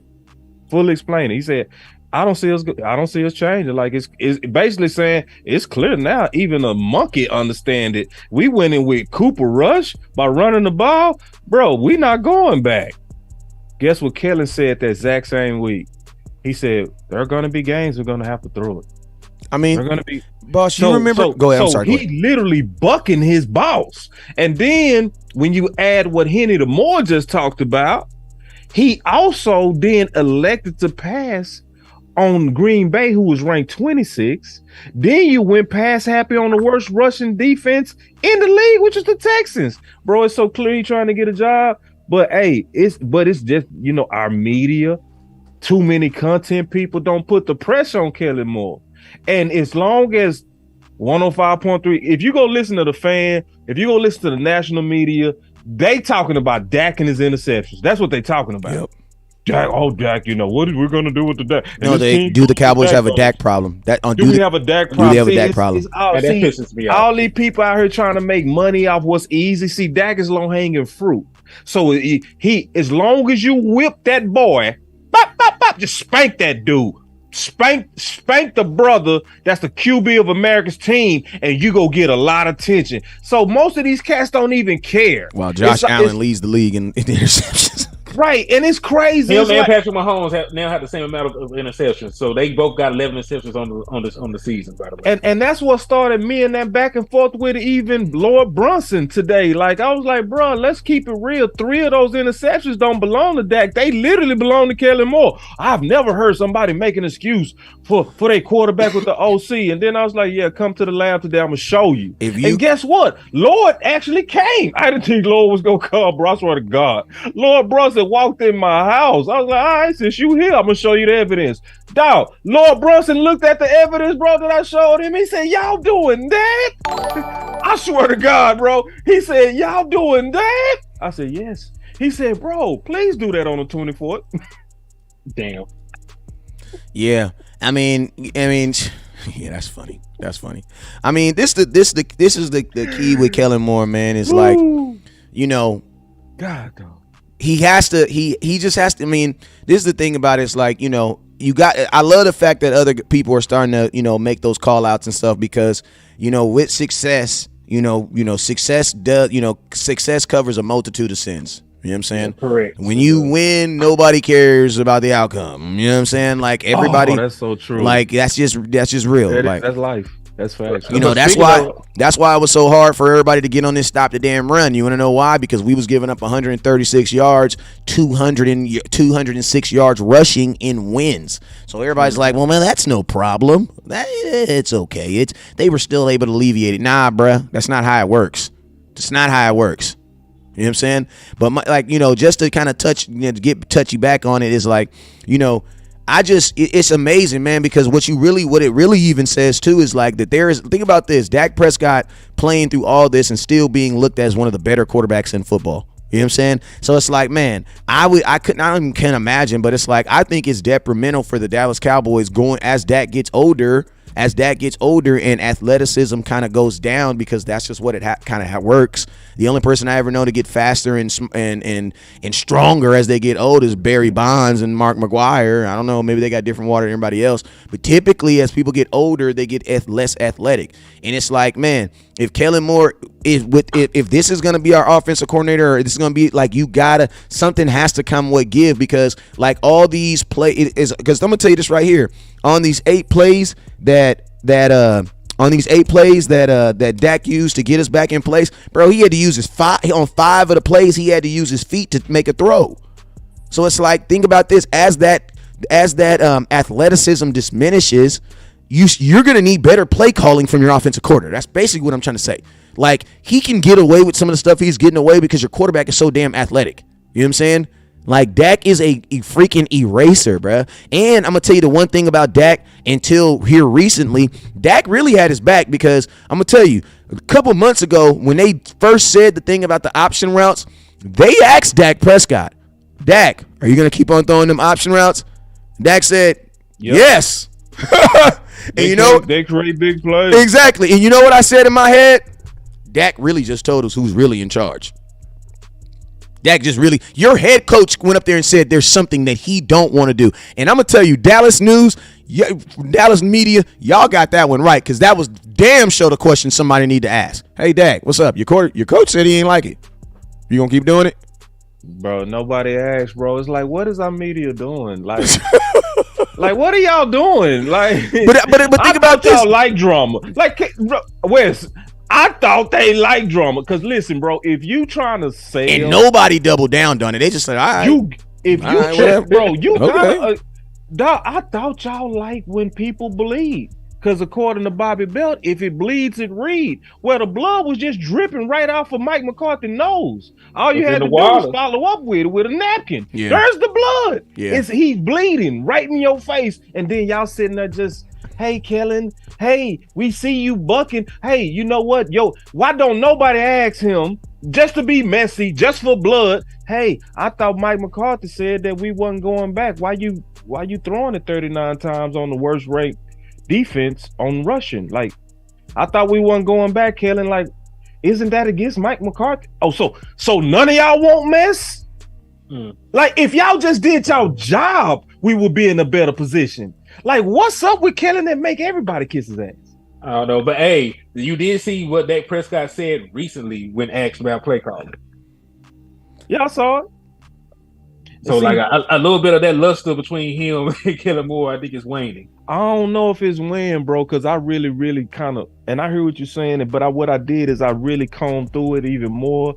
What I saw in his full context is he was just being honest on all the different things that can cause their offensive style to be tripped up.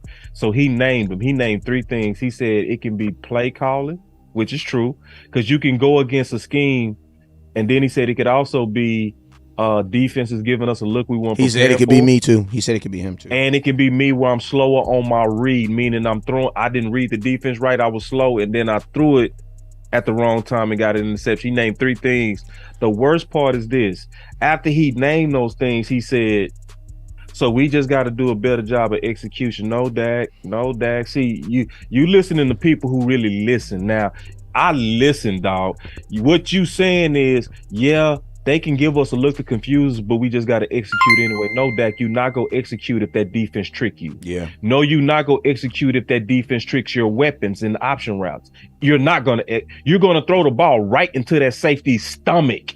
That's what's going to happen. And then worse, he fell on the sword. He said, and I just have to do a better job of not being too aggressive, throwing in too tight windows. It's like that. Nah, bro. And see, that's that company talk. And see, somebody got to say it. Dak, you can't be being friendly to somebody that's getting ready to potentially mess up your destiny, dog. At some point, I can't go with the company when I see the company getting ready to let me down. Especially when, and think about this, bro. Even, and I'm gonna tell you this: the one thing I will say that's different between Mike McCarthy and Jason Garrett is Mike McCarthy's not going down on his sword. Hell, Mike, listen to you. I'm gonna tell you this right here. Like that, I'm not a Jason Garrett supportist, but I do know this: when Jason Garrett went to and asked Jerry Jones, "Can I coach? Can I call plays?" and he told him no, you should have quit then. You should have quit right then, because that should have told you right then you're going to fall for whatever it is they put. That's what you're going to be the guy. That's the only difference, right? Well, Mike McCarthy learned, because Mike McCarthy is making it very, very clear the things that he's for and the things that he's against. So when it's time to fire someone, Mike McCarthy's not listening to me. And I'm going to tell you something else that I also feel about Mike McCarthy too. I think Mike McCarthy is like, I ain't going to cuss, but he got a case of the efforts. You know what I'm saying? Where it's like, bruh, if y'all do let me go, I'm going to make sure I'm good somewhere else, because I can't be connected to him. You know what I'm saying? Like Mike McCarthy is making it very, very clear. And I'm going to tell you like this. He drew a line. Yes. And think about this, right?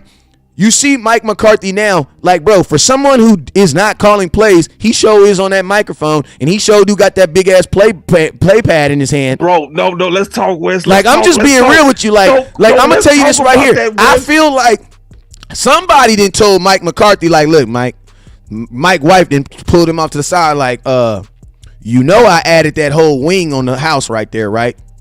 All right. Don't let him get us after, you know what I mean? Like, in that wing. Yeah, like, don't get us messed up messing with him. I'm getting ready to change my name. Say I was Boss Cowboy. I'm getting ready to change to Detective, bro. I'm thinking about really changing my name. No, I'm playing. But dog, to your point. See, this is why I like it when we freestyling West and Henny. Dog, listen, bro.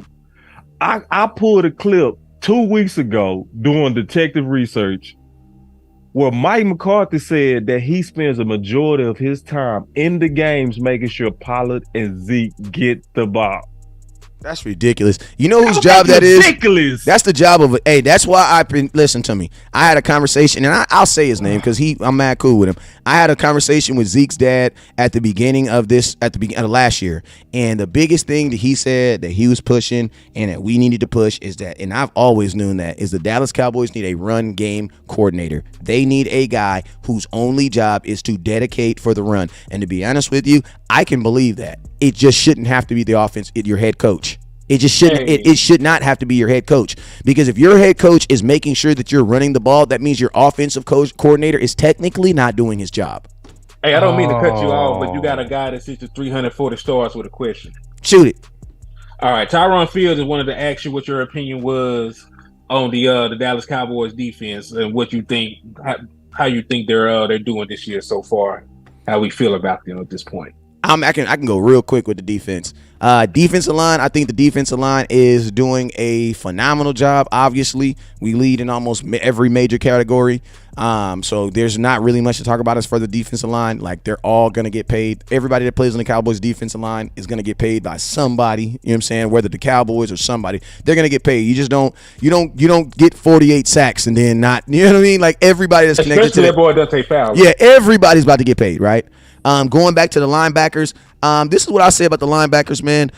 Dan Quinn. It took me a minute to realize that the Cowboys don't need a linebacker, because that's not even what Dan Quinn really wants. He doesn't really want a linebacker. He really wants that hybrid guy in the middle of his defense. Why? Because that's the same thing they did with Keanu Neal last year. The first acquisition he did is try to turn him into a damn linebacker. So that is just his scheme. You know what I'm saying? I do think that the safeties need to put on more weight if they're going to be doing this, going forward. But that's his scheme. So far as the linebacker play, I think it took the linebackers. It took them some time to just figure out what they were doing with the linebackers. Because I think a super chat. Go ahead. Yeah, the linebacker's the most inexperienced room on this team right now. You know what I'm saying? With the most responsibility. You know what I'm saying? So it's like, now it's the corners because of injury. But I mean, when you put it all together in one big suit, man, I don't think there's really any, even though our stopping the run, you know what I'm saying? Even our stopping, us trying to stop the run, as long as you're progressively getting better each week, then, praise God that the NFL is a 17-game season. You know what I'm saying? Because you still have 4 games to get better at what you are doing. So only thing I can say is everything that I don't, or I would feel is everything that I feel is something they need to clean up or fix. It is something that we can see on film that they are trying to. So the only thing I say about the defense is they're playing well, and anything you don't like, just wait. It'll get better. Right. And I take the super chat real quick? Okay, I wanted to comment on that too. Go ahead. No, go ahead. You finish it. I'll wait. Okay, cool. So yeah, just like basically what you're saying with the defense, the only area of concern I have going forward is going to be that secondary cornerback position now that Anthony Brown is down. And I know that, Kelvin Joseph is a former second-round pick. He did play better in the Houston game, but, he also played against quarterbacks that were not very good at throwing the ball. They had a damn 2-quarterback system going on. So, that you have 2 quarterbacks, you don't really have a quarterback at all. So, except for the Houston Texans.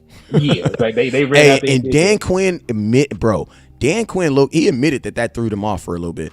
He said that he admitted that threw them off. Yeah, you don't see it in the professional football. You just don't see that. Like, you might see it in the Saints when you got a guy like Taysom Hill, but like they've been doing that so long with the packages, like you game plan for that now. But yeah, so like I just need to see going forward against some better quarterback competition. Like, I'll know more next week about how I feel about Kelvin Joseph playing that role, because Trevor Lawrence is a guy that he hasn't put it all together, but he can make all the throws and he will push the ball down the field. So I'll be out on Kelvin Joseph until I see him play against a quarterback that actually will test him. I mean, so Trevor Lawrence, if he's throwing at Kelvin Joseph or anybody outside of Diggs, he's basically throwing against guys that are at his experience level.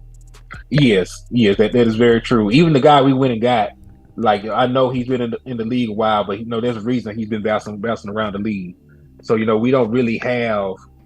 I know people were down on Anthony Brown, but we're going to really, really miss him going forward, especially once we get into like these playoff settings. You gonna miss him? We're gonna miss him at all. You feel that way? At all. I'm almost certain, bro. Oh, we ain't gonna really miss him, bro. Like that's just to me, because I really broke down Kelvin Joseph tape, and everything that was caught on Kelvin Joseph had literally no separation. And even that ball that they called on him, that D ball, that should have been overturned. It was a good throw, good catch. Yeah, but you could say the same thing about Anthony Brown. You could say the same. Yes, you can. He beat it. Yes, you can, bro. This is the difference, because I literally broke down both of them balls tape. Anthony Brown was also in excellent position, but the problem with Anthony Brown is he was not attacking the ball right. That's it. Like, he was in good position, but at the same time, I know you got a much better athlete with Kelvin Joseph. You got somebody with 4.28 speed that's bigger, that's stronger, that's faster. Got bad hips, bro. And his coverage and his technical skills is better. Like, and listen, I ain't hearing nothing about no Anthony Brown, because it took him 7 years to get to last year. I ain't hearing nothing about it. But last year he played. Yeah, he took him 6 years to get there, though, even as a 6th round pick. It's like I want us to learn to have the patience we had on Anthony Brown, because I documented every time he got a touchdown caught on him, and it was up to 18. Yeah, but I mean, you can't. But the thing about this, bro, he was a 6th. But you also got to think that was a 6th round pick. I don't think there's nobody. Point. That's my whole point. Yeah, but you can't. That's my point. Is be patient. If we was no. I'm not saying be patient. No. See, this is the difference, though. When Anthony Brown was being patient, when we were doing that, we weren't in the situation that we are in now. We actually was. No, we weren't. Well, hold on. Yes, we was. Let me finish, because we weren't in that same situation. Because yes, we was. 2016 and 18, we was in playoffs positions. Yes, we was. Yes, but we did not have a dominant corner on one side that was making it, because this is the issue with having Trevon Diggs. When you have Trevon Diggs, your other corner is going to get heavily targeted. That's not happening right now. Kelvin Joseph is getting an excessive amount of targets right now. Why? Because teams are not at all targeting Diggs. So anything that Kelvin Joseph does is going to get highlighted. So that's why I say I can be patient with him, but bro, I can't be patient in December. No, I can be patient next year, but we can't even do nothing about it. Really? Yes, you can. Yes, you can. Matter of fact, they already did. Yeah, that's what I'm saying. The starting corner is bland. Like, if you look at who came out in the starting defense on the base, it was bland. The only time we were seeing Joseph's playing on the outside is when they went to the nickel package. So actually, the starting right corner, the number 2 corner, is the right guy. The guy with the ball skills. That's the guy who attacks the ball well. So actually, I want them to throw over at Bland, because they trying to avoid Diggs, because that's a trap that they go run into another trap. You trying to avoid this trap, you go run into this trap, because both of those guys know how to attack the ball. So I'm not even really too worried about Joseph at all. And plus, Joseph's, from my eyes, maybe nobody agree with this, but from my eyes, he's getting better and better, just like Diggs did the more reps he gets. Yeah, I'm gonna be honest with you, boss. Let me take the super chat real quick. Go ahead. Go ahead, because I've been waiting on this for a minute. Go ahead. He said, Coach Moore said, main job for coaches is to make the game easier for great players. Kellen makes the game harder for Dak and Lamb. He kills stars, and that is facts. Absolutely. That's true. Because think about this: when Dak came back, when Dak's first game came back, you know what I'm saying? When did Dak throw his first interception coming off the injury? Chicago. In that game, what was he trying to do? He's trying to get the ball. He's trying to get the ball on an option route in the middle of the field to a wide receiver who's 40 yards down the field. Bruh, that is a throw that guys make who have been in practice with each other every single day. That is not because you got to think like this. The throw is not even the catch. The completion of a pass like that is really not even determined on. It's really determined on the wide receiver making the right turn. Because if you turn the wrong way, Dak lets it go. Now the ball's in the middle of the field to anybody who wants it, and the entire defense can see the ball. So it's like, part of the reason why I think like if you're gonna listen to me, if they want to go heavy option route now in December, hey, I would be understandable. But in the beginning of the season, bruh, you already had your quarterback injured, already missing games. He didn't play in preseason. That is not a good crock pot for option routes to grow in. You know what I'm saying? That is not a good incubator for crop pot. That's the best word I was gonna say. That's not a good incubator for option routes. Like, option routes are designed for guys who are together all the time. Like, when Dak Prescott says something, I finish his sentences. Yeah, y'all can run option routes together. Like, you and Dalton Schultz. Like, in my opinion, the only person Dak should be running option routes with is Dalton Schultz. That's it. I agree. Absolutely. Listen to me. Why do I want CeeDee Lamb trying to make a decision 40 yards down the field? I don't want that. I want Dak to know exactly where he's throwing the ball at. Hey, and you know what? Can we just bring up one more thing about option routes that I forgot that I was going to talk about this day. I forgot. Let's do it. I'm glad you said it right now. Bro, you know another thing about option routes that's just so selfish by Kelly? You are going to get your receivers guaranteed big shots on them boys. If they turn the wrong way, for sure. Like that, especially in the middle of the field. You got to have some real dogs. You got to have some dogs. You got to have some dogs. Because you go because see what you're doing is especially when you crossing the safety's face. I mean, look at Noah Brown. Noah Brown be getting smacked, bruh. Bro, see, that's when your offense is calling for your weapons to take kill shots. Unprotected too, man, because I don't give a damn. You going across the middle, and listen to me, and think about this. That's part of the reason why I was kind of not necessarily upset with CeeDee Lamb at the beginning of the season, but I was just like, bro, your body language sucks, bro. When it just sucks. You know what I'm saying? Like, too many business decisions, and it's like you want to put guys, and I'm gonna tell you that's why, in my opinion, that's what I think is the difference between a Sean McVay and a Kellen Moore. Because when you see Cooper Kupp making plays, the dude's wide open, bro. Right. Ooh. Like, listen to me.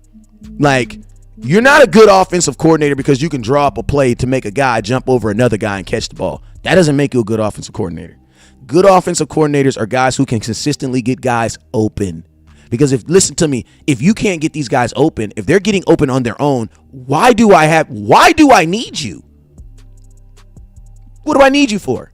And then think about this. If you have multiple receivers, which is kind of crazy. I ain't even going to lie, bro. Like, I ain't never really seen an offense where you have multiple guys running options. Like, that means Dak Prescott has to read. Dak Prescott, like, that's that. And I'm going to tell you, too, the fact that the Dak Prescott's success is proof that he's a very smart individual. Thank you, bro. Very smart guy. He's a very smart guy, bro. Because he's reading the defense while it's developing and reading the wide receiver. That's a lot, bro. And throwing the ball with anticipation. That's a lot, bro. With multiple options. That's a lot. So, like, because I was debating this. You got to say he's a smart guy. He's super smart. Behind bad pass pro. Yeah, you got to be able to say that he's a good guy. Because Bronson was like, they throw different looks at Hurts. I said, but Hurts got a different responsibility. Hurts is gonna have simple reads. All of his weapons are making one decision at their breaks. Yeah. And then Dak is looking at 3 to 4 people that might all do something different. Facts. And then 10 rushing touchdowns, the amount of rushing yards he has, that lets you know that, honestly, Jalen Hurts is probably only going through 1 read, 2 read, run. Yeah, it's like, bro. If that, bro. He's 1 read. Like, I promise you, like, and I'm not trying to say anything, but I know Jalen Hurts' play calling is way more simplified than what Dak is running. Oh yeah, man, it's super simplified. That's why his completion percentage so high. Like, way more. I know it is. Yeah, and see, because they use Hurts right, bro. They run the ball and they use him for D balls, explosive plays. That's what they do. It's smart. Yeah, like, we go really make y'all come down on us, load that box, and then I'm gonna go to my big boys and my killer weapons. And then all I got to throw is a pretty good ball to him. And think about this, boss. It's an offensive coordinator that truly built their offense based on the skill sets of their QB. And shoot, Landlord said it best. He said, bro, I've been watching Hurts for years, and I believe it. I know how Landlord do his content. He's very thorough. And he was like, bro, what they done to really kind of hide his flaws and his zits and pimples, he said that's the best makeup job. You ever seen one of them makeup jobs to where this girl like super kind of weird? It's looking? A filter. It's called a filter, brother. Or they put that makeup on him. They put a filter on him. They just put a filter on him. They put a filter on Hurts, bro. Hey, real quick slipper check. It says, hey guys, from Aaron Ray. Says, hey guys, love the channel. Keep them coming. question going forward, should we go with left tackle 77, left guard 73, center 63, 70 at right guard, and right tackle 71 as starters? I would say yes. I don't want to see Josh Ball. I need somebody to die before Josh Ball gets on the field. Like, somebody has to not even get hurt. I will donate my ACL or something before I want Josh Ball out there. Big old body. He sure is big, you know what I'm saying? And that's an area to where the Dallas Cowboys and Stephen Jones and his control is scary, because when I think about the malfeasance and the negligence to continue to try to develop a bad tackle, he good on run blocking. Yeah. But pass pro, you can't trust him. At all. And y'all sitting up there as if you didn't have a whole lot of plays to evaluate Avion Collins, who played good in preseason. He played better than Josh Ball? Him and Ball had the most reps in the whole preseason. But if Avion Collins plays and starts, it's gonna be a lot of content. We about to be out of here in about a couple minutes, but I'm gonna tell you this right now. It's gonna be a lot of if Avion Collins. Hey, we didn't get it in on them on the Jags though, because I know Henny had some on them Jags I want to talk about in terms of the stakes of this game, if you don't mind. All right, let's go ahead and jump into it. Yeah, man. So, like, in terms of this Jaguars game coming up, a lot of people are talking about this is a trap game. This is this and that. This is not a trap game. If anything, this is a playoff game for both of these teams. Ooh. And it's going to be looked at from the eyes of the coaching staff and preparation as such. I'm going to tell you exactly why. Because Jacksonville ain't dead in the water no more. They just blew out the Tennessee Titans by 14 points. Meaning that they have the tiebreaker against them right now. They have 4 games remaining and are 2 back from the 4 seed in the AFC. So they need this game to get into the playoffs. They have a real legit shot of getting into the playoffs in Doug Peterson's first season as head coach.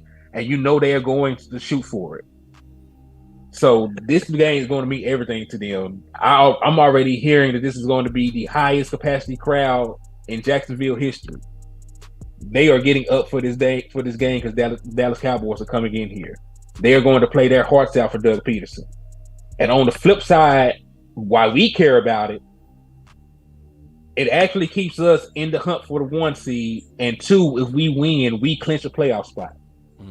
It will only be the 7th seed just by winning flat out. But other things can happen for us to clinch the 5 seed by winning this game. Other folks loses, tiebreakers, stuff along those lines.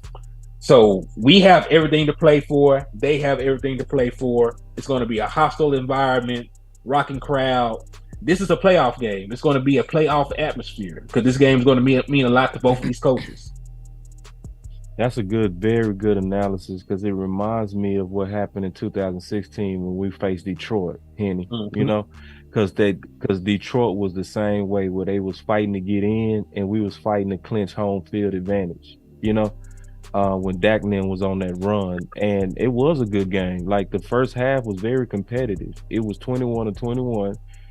Sean Lee went and opened up on them bars at halftime. Y'all remember that? And we came and put 21 unanswered points on Detroit.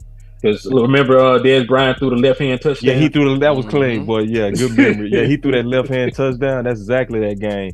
And this definitely ain't no trap. Like, see, I think Houston was where we was kind of asleep. Because be honest, it was hard to even do content on Houston. It was. It was hard. I swear to God, I was like, damn, I got to study these sorry dudes, just to go talk about it. But we all did, but it was hard. The Jags, oh no. They got some quality people over there. That they got some quality draft people that was some of my favorite draft people over there. You know what I mean? So a team like that is kind of young and dangerous, and then they starting to kind of smell themselves. You don't want them to gain no confidence on us, and like everybody, they go give us their best punch. Yeah, and you got to say it like this, man. go to the playoffs, or outside of a playoff game, this is the biggest game. This is the game that you want to play well. Why? Because they're gonna have season ticket holders in the building, and this is the game where you gonna sell that your team is gonna be good next year. You know what I'm saying? Like this is your last big performance in front of one of your last big performances against a solid team. They got some home games that are coming up, but you're not going to see a team as quality as the Dallas Cowboys. So it's like, even if you don't make a run for Doug Peterson, this is a very, very important game, because even if you don't make the playoffs because something else happens, with Tennessee, they start playing well or whatever, you still have this game to hang off of. And I'm going to be honest with you, man, for a lot of organizations, you got to think like this. If you're an owner, you got into owning football because you probably wanted to own, you probably liked what Jerry Jones was doing in the Dallas Cowboys. So to be a young coach with an owner and being able to accomplish what you do with the Dallas Cowboys, bro, and think about this, you're the former Eagles coach. I'm pretty sure when you was looking at, man. you know what I'm saying? I'm pretty sure when you was looking at your schedule, you know what I'm saying, you probably use this as we play Dallas, and I play, you know what I mean? Like we play Dallas, we play Dallas, and I gotta, da-da-da-da-da. You know what I'm saying? So it's like, this is this is for the Jaguars, this is a good way for them to simulate a game that means a lot. And he'll be able to go back to the owner of the Jaguars and be able to, this is what I performed, this is how I performed when it mattered the most. You know what I'm saying? Because we may feel like, and listen, we're Cowboy fans, so we don't get this, but like some teams, organizations, they get 2 wins when they beat us. Just being real with you. You know what I'm saying? Because they get the win on TV, then they get the win socially. You know what I'm saying? They get what? They get a hit in marketing. They get a hit in merchandise. Everything goes up for them for this little moment. You know what I'm saying? So this is a, like I said, this is a huge moment for Doug Peterson. This is a moment for him to solidify himself, and playoffs are on the line. But I love it for us because I love that the playoffs will start before the playoffs start. Yeah, because you got to think about it. Even if we cannot catch up to the Philadelphia Eagles, it is in our best interest to win these rest of these games so that the Eagles cannot rest anybody in Week 18. Facts. Because if we win now, that would mean we beat them in this last head-to-head game.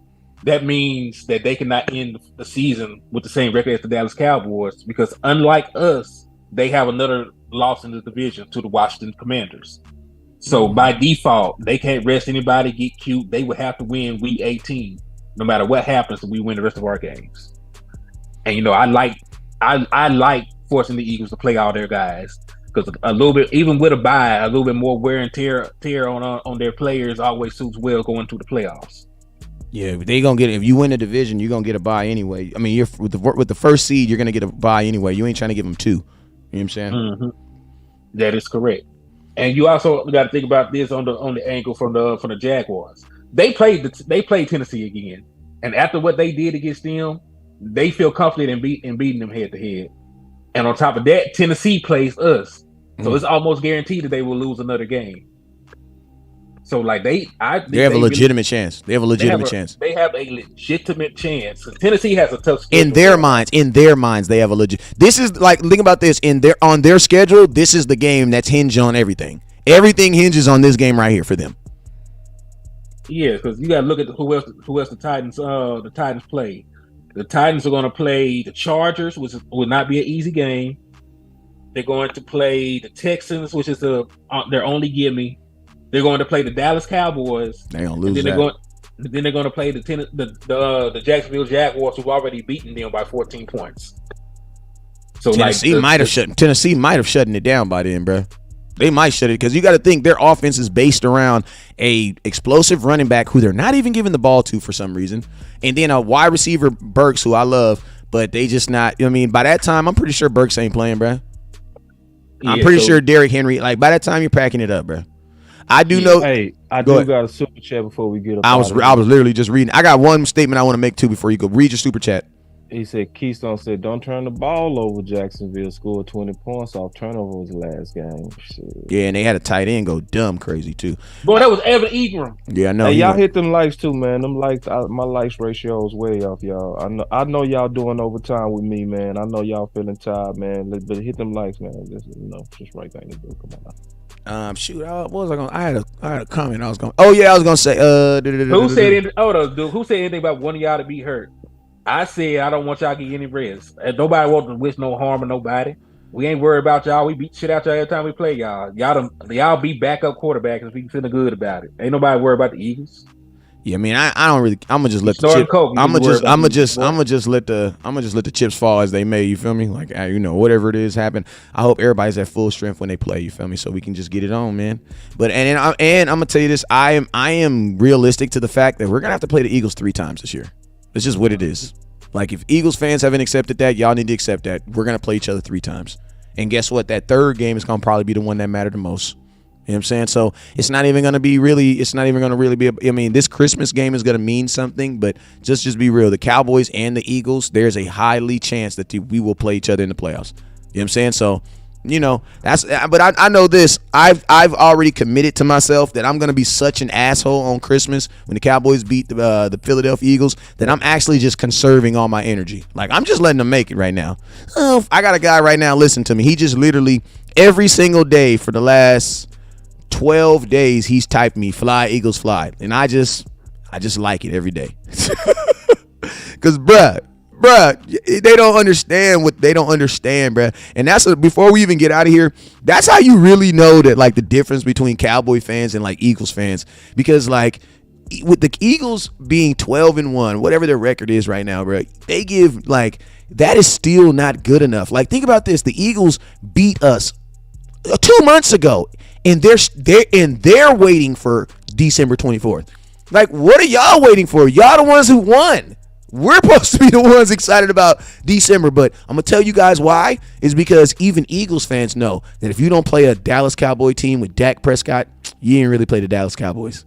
That's why I'm gonna tell you, that's why Eagles fans are so excited about December 24th, because you know Dak's gonna play. Because you know it, bruh. That 7-3 hanging over your head is too looming, man. But hey, man, we about to get up out of here. I appreciate everybody, and I'm gonna tell y'all this right here before I go. I would not be surprised if the Bears beat them boys this week. Because I feel like I ain't gonna lie, bro. I feel like Justin Fields. I just feel like they're gonna be like, we have a guy that can do what he does. And I'm going to tell you, what does Kellen Moore do every time he tries to get into a game? Like, if Kellen Moore is playing Tom Brady, he's going to try to duel him. If Kellen Moore is playing, if it's Dak Prescott versus Aaron Rodgers, Kellen Moore's going to try to beat him. Bro, when you get these running quarterbacks versus running, bro, I promise you. And one thing I know about Chicago, they don't give a damn. They're really going to run the ball. About 45 times. They're really going to run the ball. You know what I'm saying? So I would not be surprised. I mean, hey, think about this. If the Eagles lose to the Bears this week, we're playing for first place Christmas Eve. What do you think about that? Hey, man, I appreciate everybody that's watching. It's amazing how one game can change your life, right? I appreciate everybody for watching tonight, man. This is a late night show, man. Appreciate everybody for jumped on here, man. Shout out to my boy Boss Cowboy, man, who tapped in. Shout out for my boy HTM Sports. HTM, I'll let you go first. Let them know where they can find you at, my boy. Hey, man, it's Henny DeMore on Facebook and HTM Sports on all other platforms. Yes, sir. Boss Cowboy, where they can find you at, man? Yeah, man, Boss Cowboy Sports. And I also want to say thank y'all for everybody that's still watching on the channel. It's amazing to have this much people. And y'all been with me for now 4.5 hours. That's crazy. And I just appreciate y'all so much, man, for being such diehard Cowboy fans and just rocking with Henny and obviously the big homie West. Yes, sir. And hey, man, just want to let y'all know, man, hey, no matter what you do this season is a once-in-a-lifetime season, so make sure you enjoy it, bro. Make sure you guys enjoy this season. I know we do a lot of critical analyzations of the team and stuff like that, but make sure when it's game time, y'all enjoy it, man. Don't spend this whole season hating your quarterback, because that's going to suck. You already know what it is. Never look down, because stars up. Peace.